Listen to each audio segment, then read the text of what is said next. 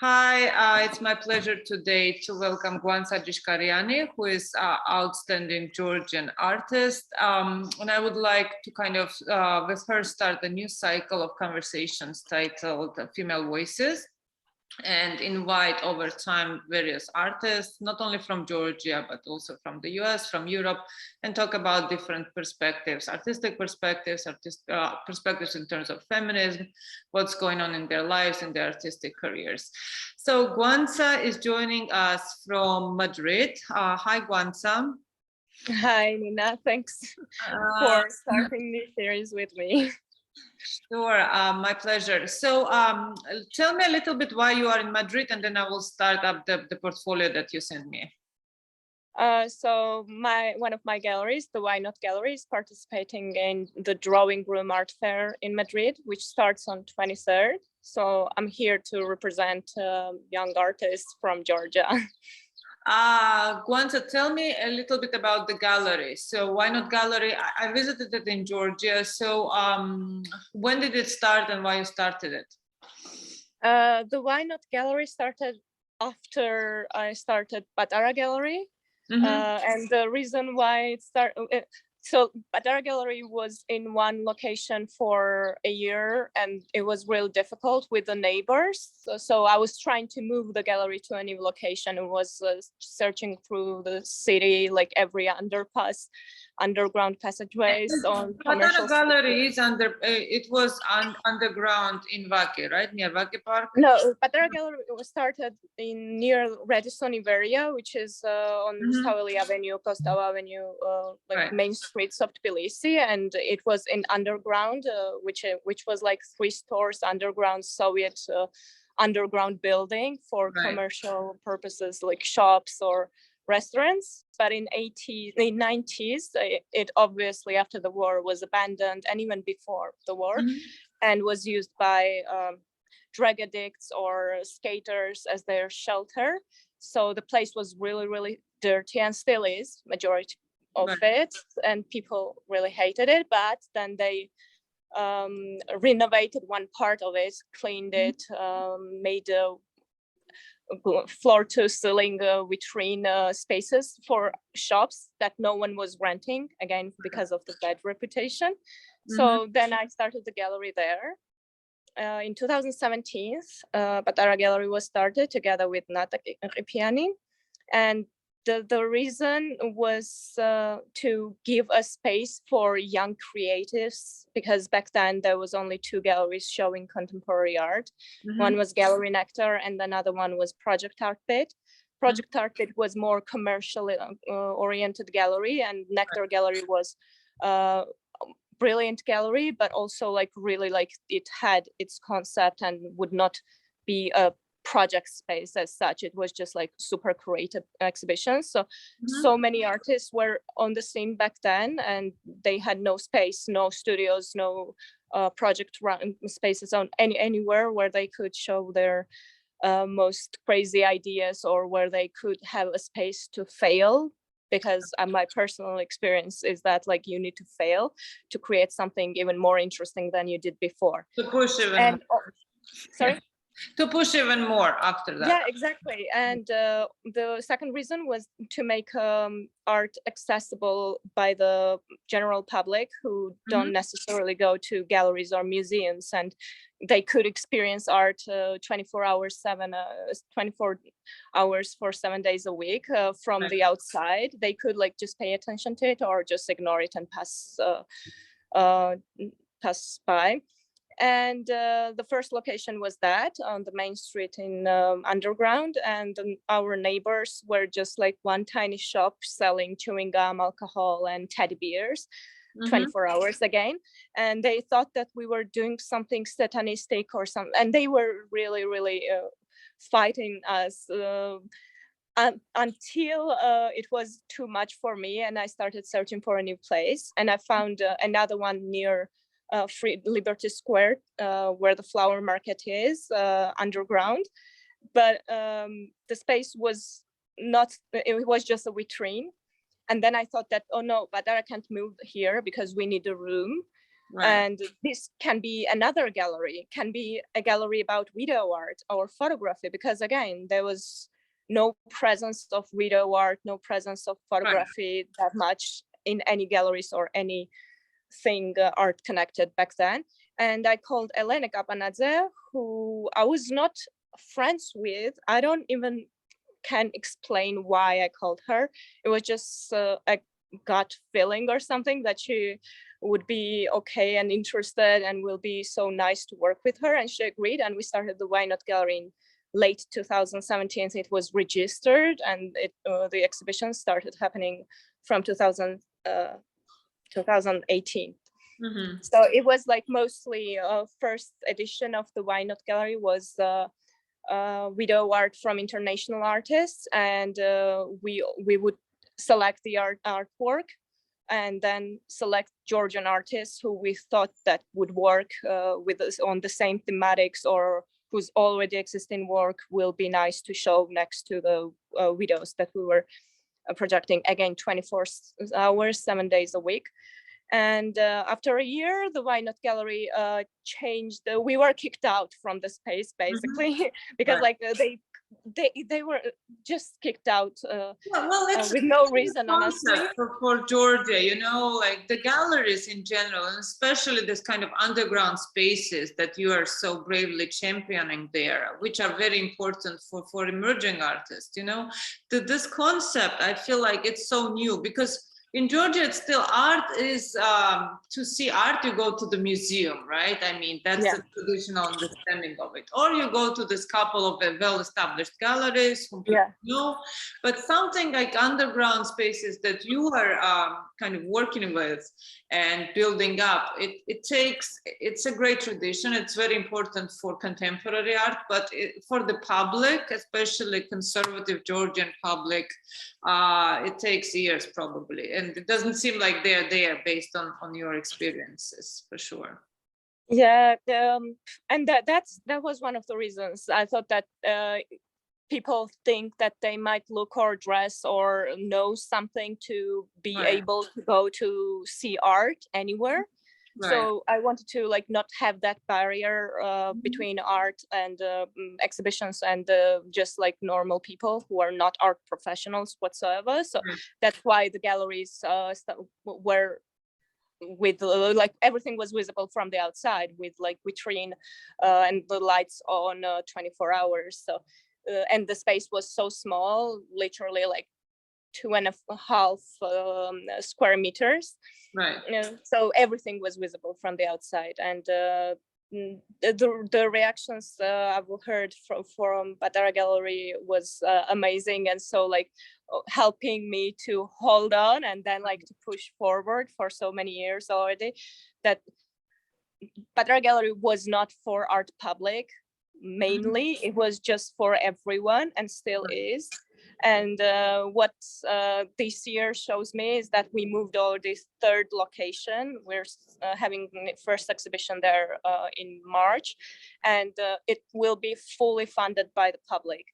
And that is like so heartwarming that all these 4 years before, I was doing it with my own money or with like small donations. So for people and for the artists, like everything was funded, which was not unprecedented for many years for Georgian art scene.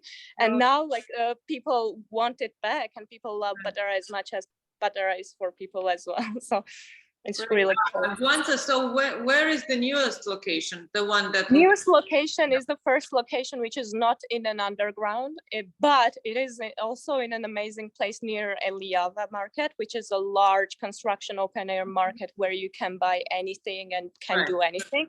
And that is like most artsy place, because like every artist goes there to make anything, and everyone goes there to build anything. And our street where we are located now is where you can buy car parts. There's like thousands, not thousands, maybe like dozens of shops where they sell tires and stuff. Interesting. Such an interesting location. Yeah, sure. Go ahead. And and the second year for the Why Not Gallery was when we were kicked out from the vitrine. We were nomadic gallery, and we did few exhibitions in different art spaces or the galleries around Tbilisi. And in 2020, we opened a large place, more like White Cube Gallery plus a large gift shop that we also run. So that's how the gallery started. That's a very it's a brave and inspiring story, and I think you're doing very important work for Georgian art scene by pushing for this new location, by educating public, by giving opportunities to new artists, now bringing them to Madrid for the public to see. So best of luck with this. It's a long-term battle, but I salute you in this. Yeah, thank you so much. But all of this probably started with my first project. Yes, yeah, so let's. I think once let me share the screen so we can start with the portfolio, and you can tell me where to kind of go. That portfolio is an unusual portfolio, especially made for this call, because I don't normally include the things that are included here because they're too old or not make sense right now for me. And also the timeline is reversed. So this first picture shows my first ever exhibition, and the exhibition guests. I was 7, and my dad organized and curated it in the building where we lived. And he also made the large poster and everything. Why it's important is that for me, it's important to share where I'm coming from. I come from a really poor family with no artists or art in my life, except that my dad was a jeweler, and my grandpa used to make stuff with wood. So only it had some artistic tradition, aesthetic tradition. Yeah. Aesthetics, definitely. I mean, if you work with jewelry, and or with wood, it's already it might not be creating artwork, but you are in a way working with materials. So yeah, probably firsthand also. Yeah, and I believe that's where my dad's support comes from to my art. I was painting not just flowers or butterflies that every 7 or 6 years old does, but I was painting volcanoes and all these disasters. I remember I still have some paintings that this was first memory of me doing anything connected to art, which was painting disasters and catastrophes. And what I was saying, the art wasn't present in my life. I was not going to exhibitions or the museums. I went to maybe 2 museums, and I had maybe 4 books about these classics of Georgian art, like Udiashvili or Pirosmani, this basic stuff. But then I was seeing also the Soviet art, so-called Soviet art on the streets, which was metal works on the walls of buildings or large mosaics, which were so impressive to me that I still remember how many. I remember when I was small, mosaics really fascinated me, and they were everywhere, and they were so intricate. And I think in Tbilisi back then, there were a lot more mosaics in public spaces than you can see now. They've been demolished over time. But it was really stunning for a child to see all this color and all this, in the subways also. You remember Yeah, absolutely. And for me as well, obviously, but also the thematics of it. And I was so curious, not only because of the visuals of it, but also how it was made, because it wasn't flat painting that I used to see in the books or on TV or wherever, but it was something unusual, and it was so public, and I grew up with it. So I believe that was maybe first drop in my mind that public art is nice, and it gives everyone to give chance to experience art without going somewhere, and it can be part of everyday life. So then I was doing the collages for many years. So this was the collages you were doing at a later point, right? Yeah. I don't remember exact date. I just found these few photos. Maybe it was I didn't have computer for many years until I started my class in the Academy of Arts, and that was the time where where Facebook was just started, and I used Facebook as I was creating these collages on my phone, not these particular ones, but many other, with like texts that were kind of like Dadaistic looking. Right. It was just like for fun, but many people get to know me from that period. And also I use the social media as my diary, not the diary, but to like a notebook where you could write like messy thoughts that you have. And it was like just this Twitter-like sentences, short, and like nobody could understand like what the fuck I was, sorry, what the hell was I talking about? But for me, it was small haikus or something. When I look back now and see all these letters, I sometimes use them as the titles of my artworks, or as a as like embroideries on tapestries or something. So nothing goes to waste. Right. And then I studied architecture for 4 years in the Academy of Arts. And I did not learn anything about it because the school is amazingly and shockingly bad in Tbilisi. So what I got from the study from my 4 years from there is that I saw the photography department, which was existed there for many years, and now it's not there anymore, which was founded by also artist and curator Vato Tsarateli. It was the literally only light spot in that building, and they had amazing library. They had open lectures from different fields, from the professionals from in different fields. So I would attend their classes and all that, and then I learned about the CCA Tbilisi, which was also founded by Vato Tsarateli, and I would go there alone and see the exhibitions, and saw video art there for the first time in my life. And so many other things it made me discover. And they started on 8-month informal master's program in 2013, I think.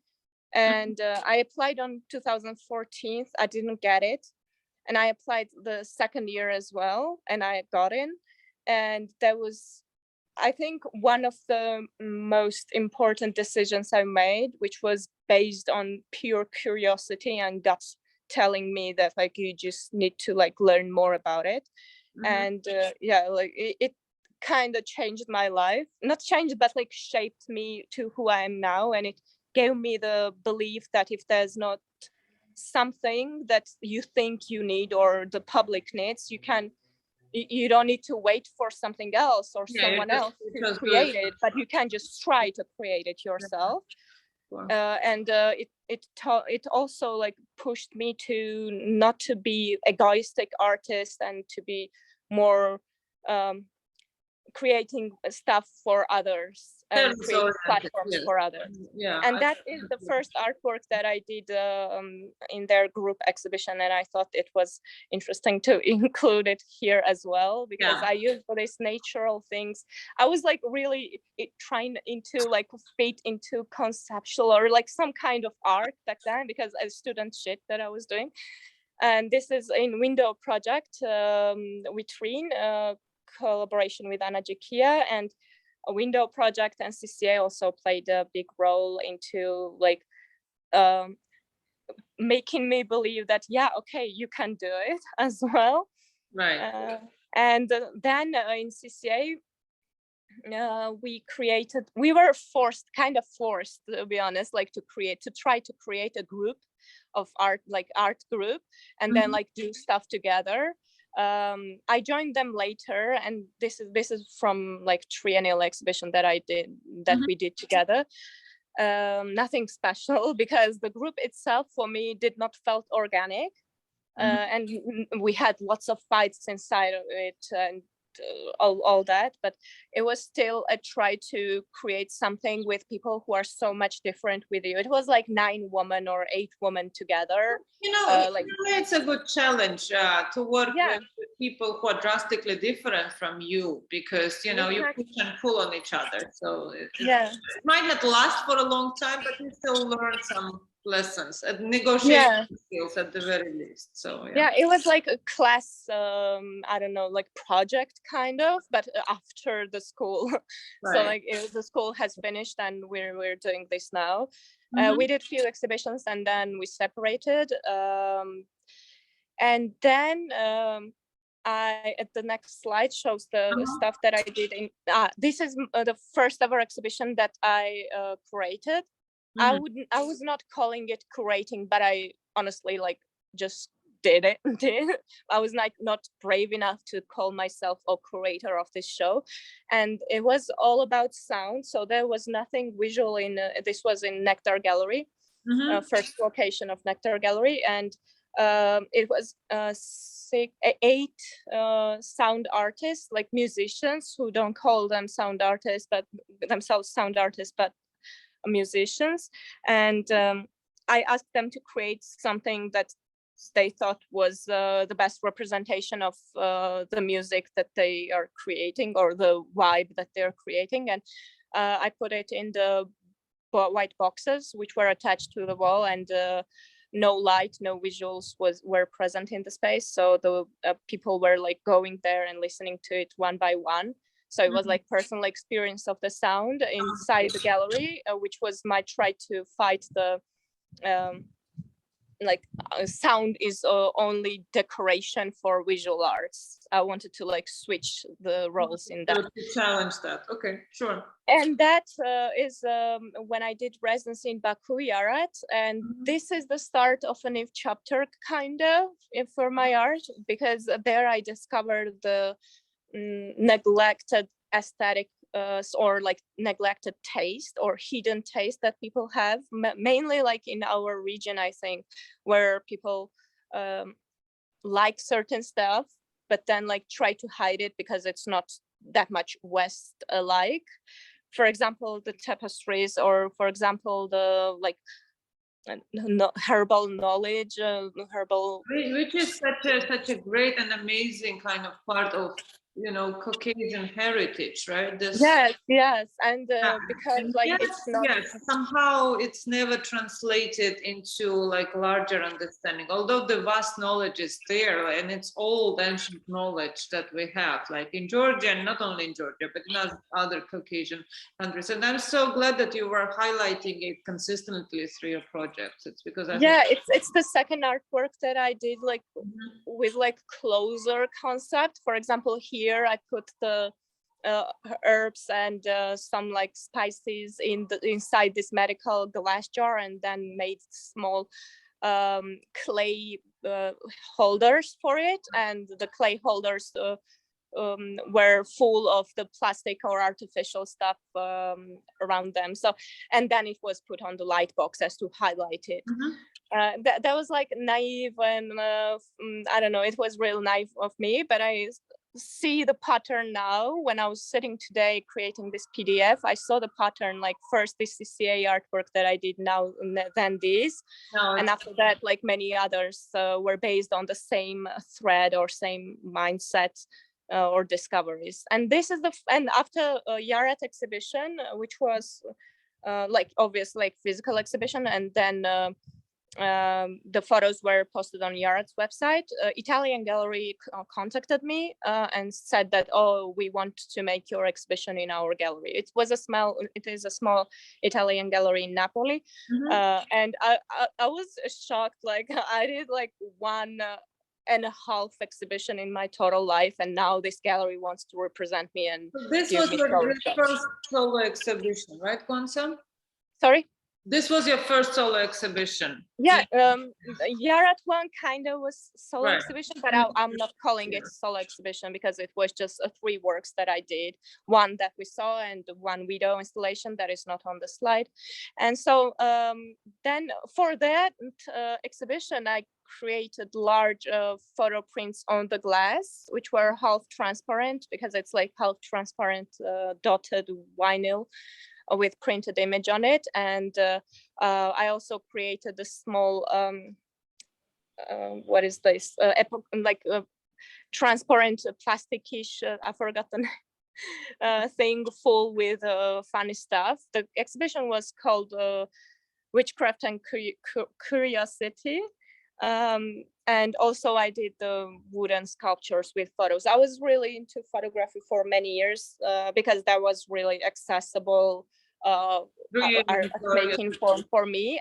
But showing just a photography was never enough for me. I just need to make it in give it a physical form and make it more like sculptural to make myself believe that that is enough, that is good.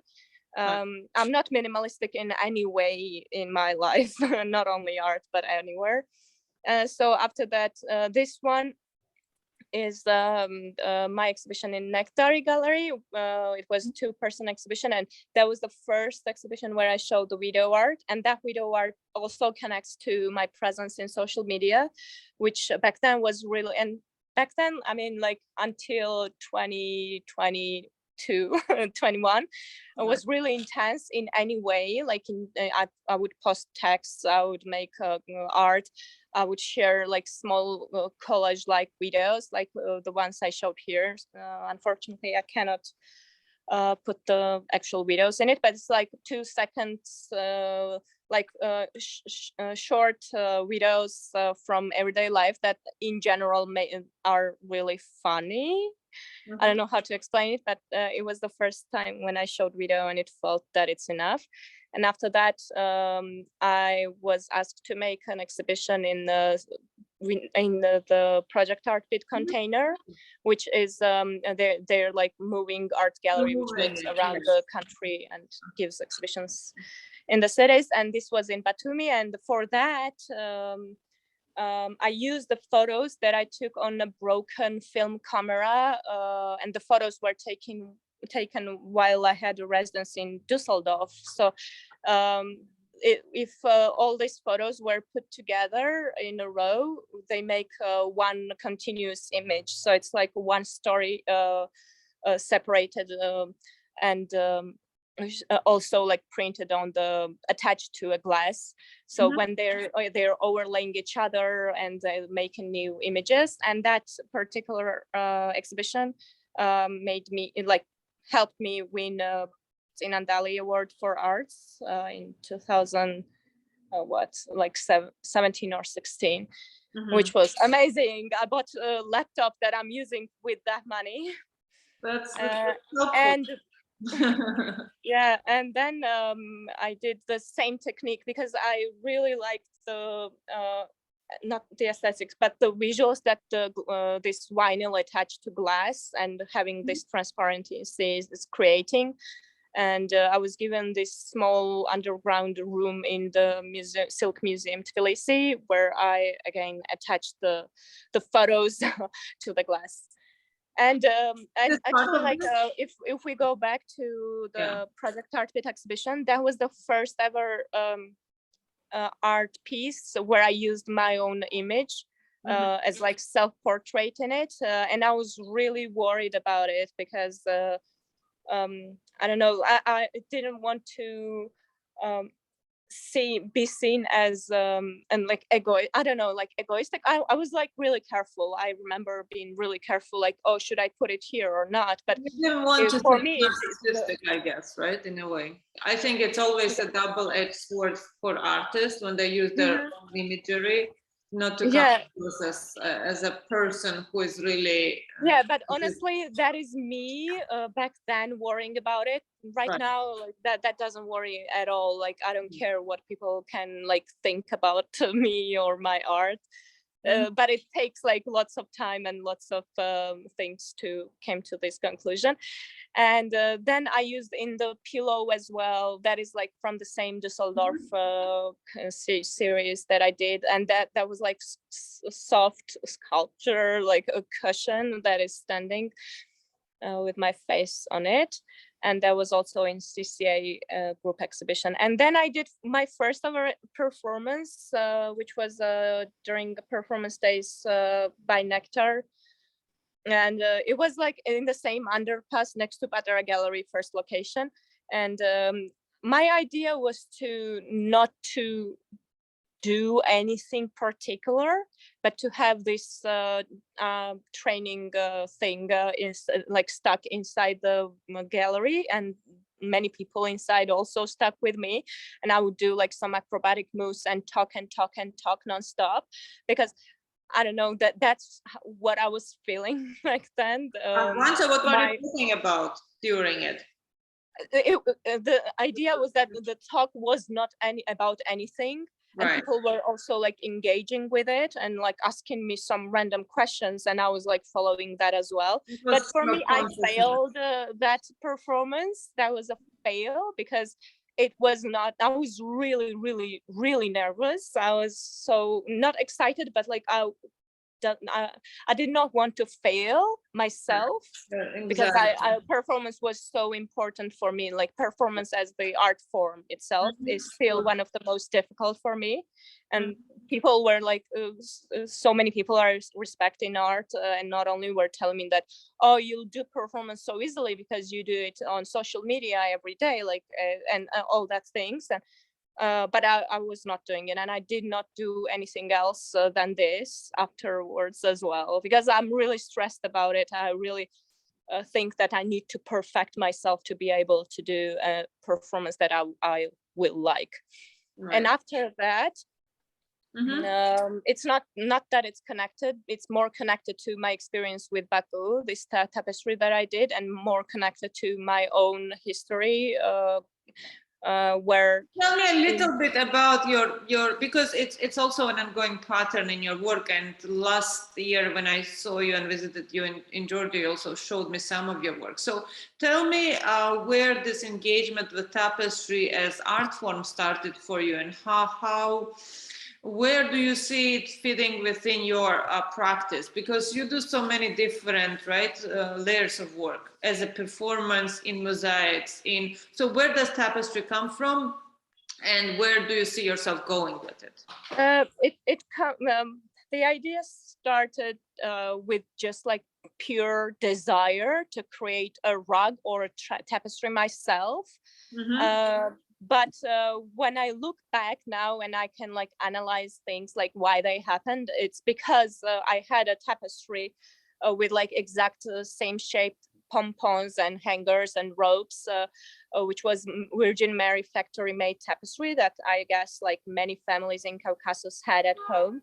And it was really bad for me, for my liking, if I may. So I really hated it. I really wanted to hide it, and every time when we had guests, but I was not able, like it was not only me in that family.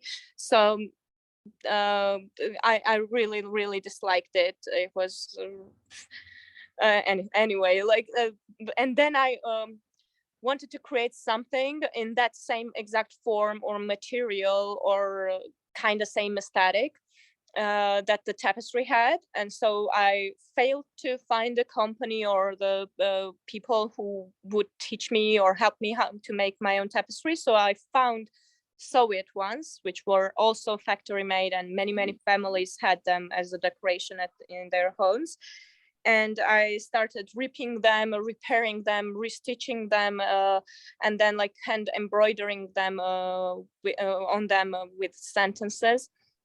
Which were mostly about my commentaries about current situation in Georgia, or the current events that were happening there, or the mindsets that is making the Georgianity work.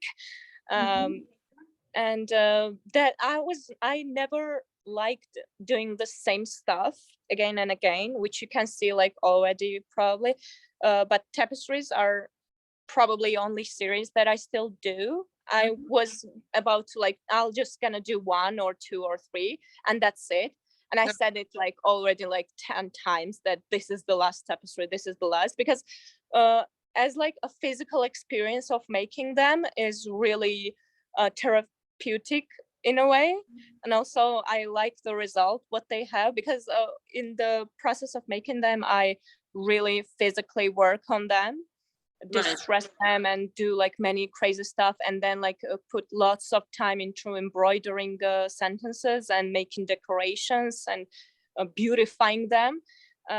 So I physically really like making them. And also I think that's a really beautiful way for me to I don't know, like spread my message. Is this the right term to use? I think, I mean, for me, honestly, your tapestries are fascinating on a couple of different levels. I mean, first of all, it's like this take on self-exoticism of Georgia, that the way we present ourselves to the outside. Like, for example, with this specific embroidery, like Purmarili politics, right? And you put this kind of Soviet machine-made still life there, right? Which is so like visually, when you think about the Soviet history and you think about the life of common people during time, this kind of tapestries were in every single living room under the TV or anywhere else, right? Yeah. So you take this and then you added your layer of meaning, like this Purmarili, which is like such a Georgian kind of stereotype when you think about Georgia, food, you know, the supra. So you and then you put it in English there, and then you add your own artistic kind of touch. We're changing the tapestry. So I think you are kind of reframing the whole idea of the tapestry and of Georgian identity as well.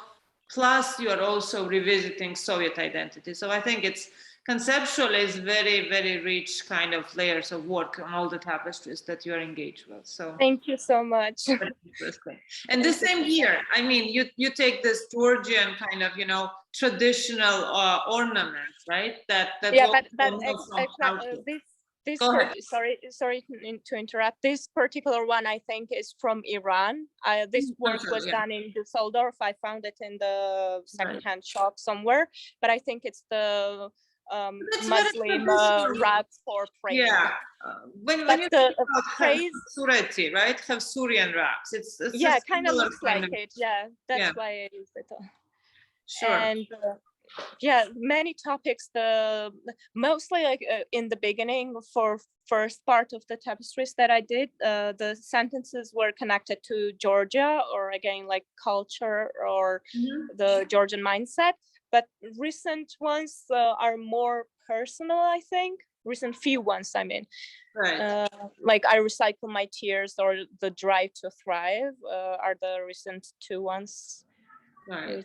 Let me see. And this one is also very interesting when you think about gender politics and sexual politics of Georgia and this bit of virginity that until recently and in some regions of Georgia is still kind of part of. Yeah. Right? It's, and it's like funny for many, and it's like reality, like sad reality that we still live in. But also like all of these phrases that are on the tapestries like have helped me to shape myself. They are like majority of them are really painful, but I still had to like live through them to be here and to be like stronger than I was maybe like when I was teenager or when I was younger. Gvantsa, so just one question in terms of the phrases. Where do the specific phrases come from? So you look at the tapestry and then they invoke some special feeling? No. I just have a phrase that I need to find a tapestry for, and then I do it. It's never the opposite. It's always I have a phrase and then I put it on there. And where do you look for tapestries? They're still available in Georgia? Literally everywhere, starting from Lilo Market to the streets or online. Online is rare when I find it online because it's really pricey online. I don't know, they think it's antique or like some high value when it's just like stinky fabric. Sometimes it's not always stinky, and some of them are new ones which are made in factories in Iran, I think. But these ones are really hard to work on. Right. Anyway, and this is based on a true story. This exhibition is, which was the legendary traveling tree, which was a result of the oligarch of Georgia and the former prime minister desiring to have his own dendrological park, and he dug the oldest trees around the country and then put them on the special machine and built the road inside the sea. And shipped them through the sea to his location, which was, when I first saw it, I thought it was not real, and I believe like many people thought the same. Right. But then it made me think like how this is like how the legends are made. This is how myths are made, and probably that was the same for many centuries before, for the stories that we now consider as myths or like some creative stuff that some people made up, but in reality it could be like absolute truth, as the trees swimming. So I made like 2 solo exhibitions on that subject. I was so fascinated with it. The second one is this one is in Project Art Bit exhibition space, where I did my first ever mosaics. This is natural stone mosaic, and the second slide, the above one shows another one. Right. And the exhibition was called, no, the other one, back. The exhibition was called Who Records the History? Because I was also like wondering, all these videos will stay online only and nothing physical will be about it. So I wanted to write that history and memorize it forever in a physical form. And I also, like many years, wanted to make my own mosaics. I really, really wanted it, and I really did my research on it, and created these icons. It was both of them was supposed to be on the chairs, on this like custom rug that I created. I wanted them on chairs like that because to reference the icons when there's this tradition of traveling icons, which were taken from one family to another, and normally they would put that icon on the chair and then pray all day around it. And so I wanted to create new icons and then also like put it on the chairs. And this is a swimming tree. Amazing. So, Gvantsa, we talked a little bit about your engagement with mosaics. So it also, in a way, it also started from your kind of fascination with the form back in childhood. And then, so did you study it somewhere? Have you been an apprentice to someone to kind of develop your technique of working, or you just kind of experimented and that's how you worked? No. There's one professional who is working on it, and technically it's not difficult if you have the right materials, because first I make the digital print and then digital image, then it's like attached to that image, which is like kind of like easy way. I don't know, like I see it as the easy way. It's just like this really physical work to it. And for me, like tapestries and mosaics really fit into one dimension or something. I mean like it's like about the cultural aesthetics or the art that is not understood as contemporary art, as like valid to be in the white cube or something, because it's mostly from Soviet times. It was known as like propaganda thing or the public thing or decorative art. And I've always been into decorative stuff and public stuff. And I wanted to try myself in it for many years, and many other techniques as well, like metal work and some other the glass works that I want to create are the new ones that I will put lots of effort to master them in my new exhibition. And this one is my solo show in Brussels, and this is the first ever print that I put on the streets of Tbilisi. Like, for example, here I brought a photo of the a print that I put on the street. Maybe you can show. Yeah, here. Yeah, I think this one. That one. Yeah. Yeah. So this is abandoned film studios that had this beautiful arch, and I wanted to put something in there for at least like 2 years before I finally did. And then over the years till this time, I add more myself, like spinning inside the old abandoned fountain with mosaics again. But the first photo that I did in that fountain was just for fun. Me and my friend walked by, and I was like, oh, will I be able to put my body inside this tiny circle? And right. I did. So I think it's a fun interaction. It looks like a challenge that you were able to kind of accomplish, but it looks like a very small enclosed space. And I think we spoke about this work before, that in a way, it's also, for me, it's kind of a commentary on a person that has to fit, or a woman that has to fit a very kind of strict gender roles that are still very much present in Georgia. So in a way, I see it as a protest, your protest, to go against that. Yeah. Also like putting it. Also putting it in that, it's huge. It's 4 meter high and maybe like 3 something wide. Each of these prints, and it's really visible. Right. And also like putting myself there without any text or any explanation, like what the hell is this thing here, makes people think that, oh, it's an advertisement. But advertisement for what? Why the girl is spinning? They ask so many questions, but that's just like a girl spinning inside the round thing. So I really like doing it. It's kind of difficult because people steal it, and I still like put it back, and that continues like over so many years, but it's fun. That is my recent solo show in 2020, I think 2021. It continued like that in open space, and that's the first exhibition that I did with my gallery, with the Why Not Gallery. And again, I worked at main theme. There was 2 main themes or 2 main aesthetics in the exhibition. And it was like full of many different artworks, which I think is like stage, or how you say that, etapuri, like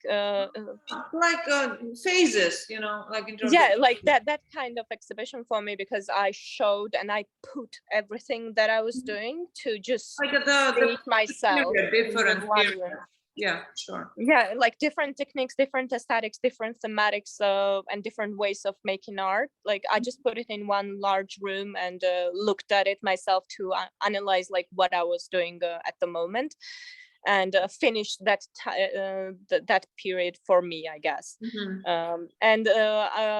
These mosaics are again like self-portraits, and they're all of these 5 mosaics together are called I Recycle My Tears. And I also did a tapestry with the same writing, which is how I experience life. I think because I need to like struggle really. I need to try many times the same thing to achieve what I have desired, but I will not stop, and I will like recycle all these tears into my art and all that. So it's really personal and really dramatic for me to talk about it, but it's with a happy end. And then on the second part of the exhibition was the mostly collaborations, so which also like brought me back to where I started into contemporary art or something, which was like collages, and that was created in 2020. Most the other one, which was digital collage of 5 people, including me on the right.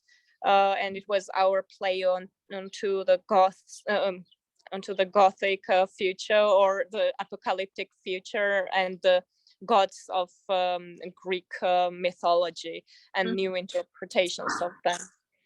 Right. And also I need to mention that I don't paint. If I paint, it's just I don't know. I don't paint. It's not my main medium, and that's because while studying at the academy, I really started hating.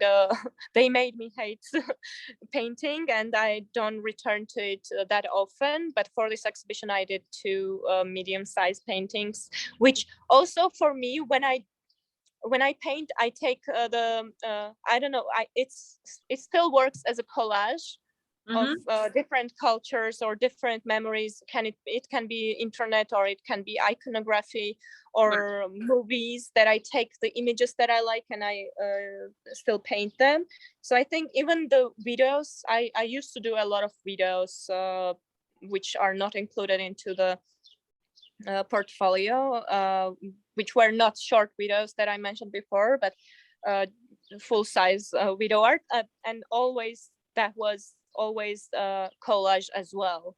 So I think collage is also like the form that follows me over so many years already, and that is the one on the screen is also collage self-portrait called I called myself, or I tend to change names of the artworks when sometimes I'm not sure what it feels like for me and what should I name it. For example, in portfolio it says balance, but initially I named it I hold myself up. Right. It makes sense, definitely in this case. Yeah. And the second one, that one shows the video game that I made. It was also I like to play on the expectations, because like when people go to exhibitions or when people are viewing art, they think that it must give them something really big and special, but sometimes it's just a 5-second video of me 5-second video of me doing nothing or doing splits or talking nonsense. So this slot machine would they would play it as like normal slot machines work, and they would either win my video or just lose and try again. And for that exhibition, I also live casted myself in order to save my physical presence, my physical body that brought me to the point where I am right now. So it was just like to memorize how this body felt, but somehow, and in a really cheap material, which is like gips. And yeah, and that one, that is also a collaboration. It's not the full, it's a tarot deck that me and my friends created together. The visuals are mine, and we have different roles in that. And that was also created in 2020, and that also played a big role into me believing that not everything is born out of nowhere. So like the collage technique and all that, like again, brings me back to where I started. And I really love this way of making it. So hopefully it will be finished.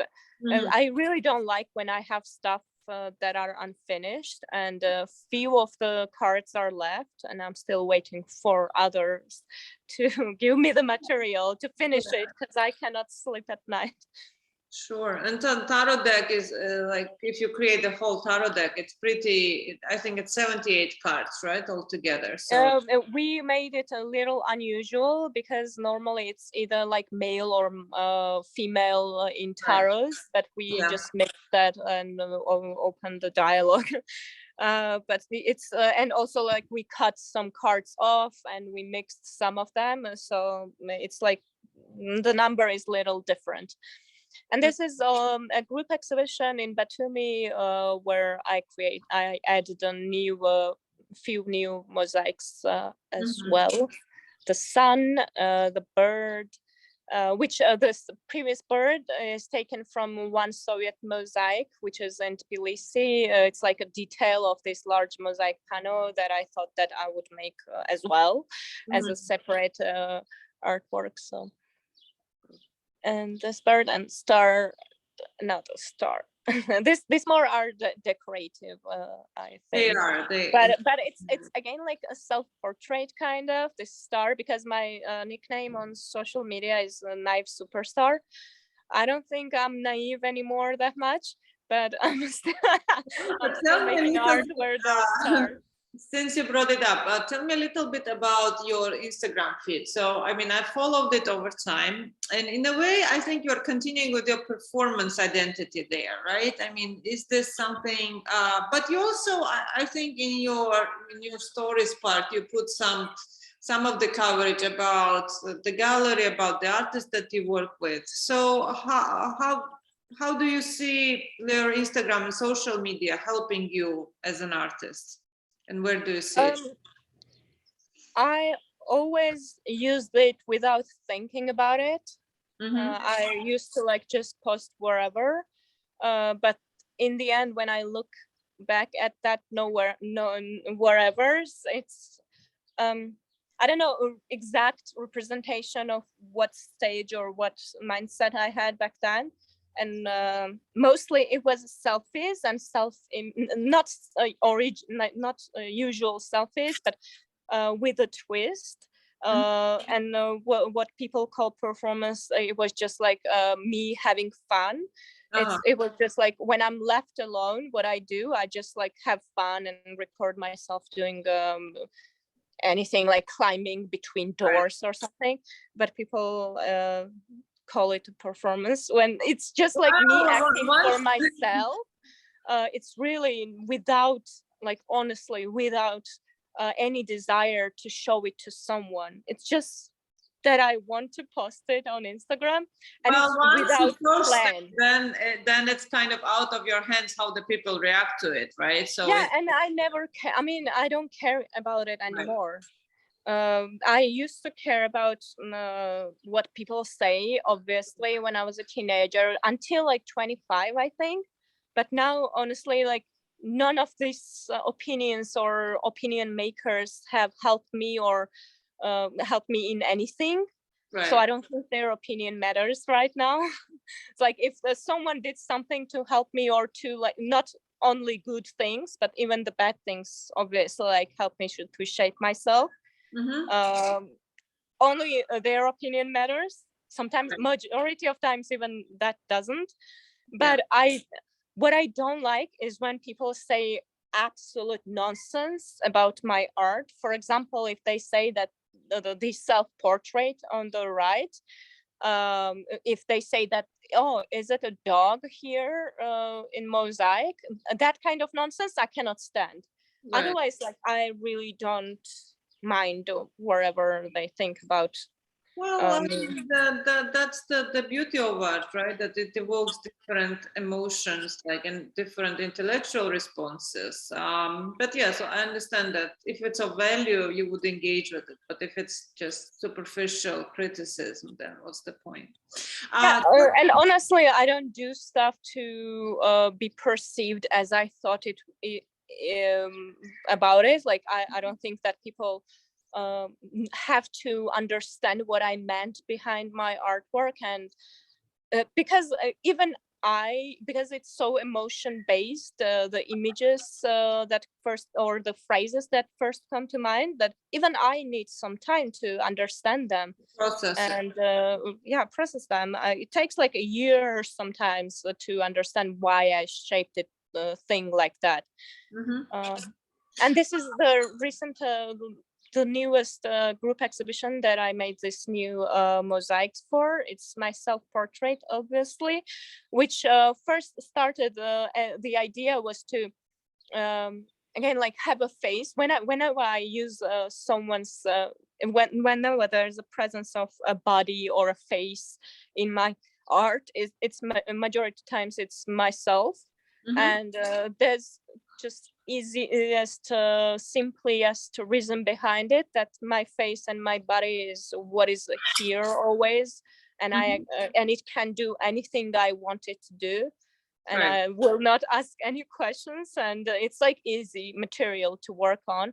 And also I control it. I control how I project it. I control how it's shaped, or what part of it is shown.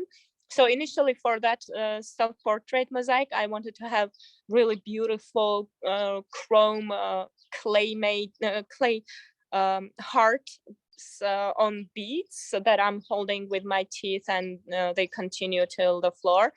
But I made that beads by hand, and when I was attaching to mosaic, it felt really like cute and really like absolutely beautiful and like aesthetically. And I felt that this is not how I experience my life or myself or my I don't know, like past or present. Right. So then I had a studio back then, which was my friend's studio, and they had the beer bottles there for many months, and I was looking at them while making the beads for mosaic, like why these bottles are still here. And then this idea hit me that the beads must be broken, unedited, like sharp beer bottle glasses. And I started collecting them, breaking them, drilling them, and then made the beads from it. And it's like I'm chewing and I'm still surviving. And they have absolutely amazing sound as well. Right. It's beautiful sound they have when they are moved. And that is really sad artwork in a way, because I tend to not share my personal life, even though I'm super oversharing everything, as people call it. I don't share my personal life or emotions to anyone. I don't have many friends. I used to I used to be more social back 3 years ago or something, but I would still not let people know what my feelings that much are. And this sentence says, I was dancing in my dream and I feared no one. It felt majestic, it felt ecstatic, beautiful. I was exploding in joy. And it's my dream that I had, and my feeling that I had. And it was so beautiful that I thought that once in my life, I will share that beautiful feeling to everyone. And I immediately wanted to make it in neon, which is so fragile as the dreams are. And I wanted to put it on the floor. It's super large. It's 9-meter artwork. I wanted to put it on the floor. I don't know why. There was no reason behind it. It was just there on the floor, because I also tend to like putting stuff on the floor. I'm really a floor person. I remember from the studio visit, yes. Yeah. So and then the exhibition opened, and 3 different occasions, 3 different people broke the neon. They stepped on it, and I saw all of it. And I don't know if anyone has, any artist has experienced what it feels like to have their artwork broken or cut or damaged. It's horrible. And when you see it, it's even more horrible. And I'm really loud person. I tend to I'm I cannot control my anger when it's there. But surprisingly, I did not say anything to any of the people who broke it. I just left and kept that tears and that words to myself. But again, for me, it finished, these actions finished this artwork, because I put that beautiful feeling or beautiful thing that I had public, and I put it on the floor to people to step on it, or just like treat it as the majority of people, and especially women, are treated. So, and then in the end, there's no photo. I don't have a photo, but I put it on the raw bricks. All this noun is now on sitting on the bricks. It's like, again, like I just wanted it to be beautiful and soft and on the floor. But because like I cannot stand anymore, I cannot take that much sadness or pressure that every time it breaks, I have. I had to like make them stronger and put some construction, like heavy material. I had no other thoughts. I thought that it must be on the bricks now because I cannot stand it breaking. So, but in a way, it's metaphoric end to that dream, right? That people. Yeah. So this is just the galleries. Yeah, I got this. This is Patara Gallery's first location in an underground. This is the second location in an underground. I don't have a photo of the new one, sadly. And these are beautiful exhibitions that we created there with amazing artists from around the world. Great. And also, like, what is worth of mentioning in Patara Gallery's case is that the first year was completely done by the open call that we did. And we also made a blacklist of the young artists who were already like showing, like including myself and my friends, that we were not showing in Patara Gallery, but those people already were known as artists and they had chance to have exhibitions around the Tbilisi or Georgia. So that is it. Gvantsa, so tell us what's so I know that there is an exhibition of you that's coming up. You just mentioned it before we started. So tell me a little bit about this that's coming up for you this year. In March, I have saw a show in Italy. My gallery got the new location, which is ironically in an underground, I think, from the photos that I saw. So what's the name of your gallery in Italy? It's A01, A01 gallery. And I don't know, they just told me that I have an exhibition in their space every year on the gallery's birthday in December. So last year I was supposed to have exhibition, but Italians, so they postponed it like 5,000 times. And now I guess it's finally happening in March, but the notice was so short for me to like think about the exhibition that I was like, oh, okay, I'm gonna include the artworks that I already have made. But then I changed it, obviously, because now it feels more organic what I'm showing there, and it's mostly photography in different forms. So let's see. And then in May I have a large solo show in the Why Not Gallery, for which I want to create. I'm not gonna spoil what I'm doing.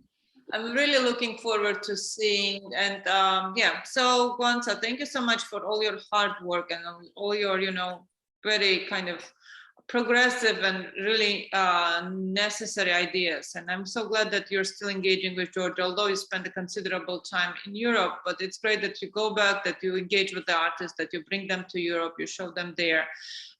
So please continue and best of luck with everything. And thank you for your time. Thank you. Thank you so much. Thank you. I'm honored. Thank you so much.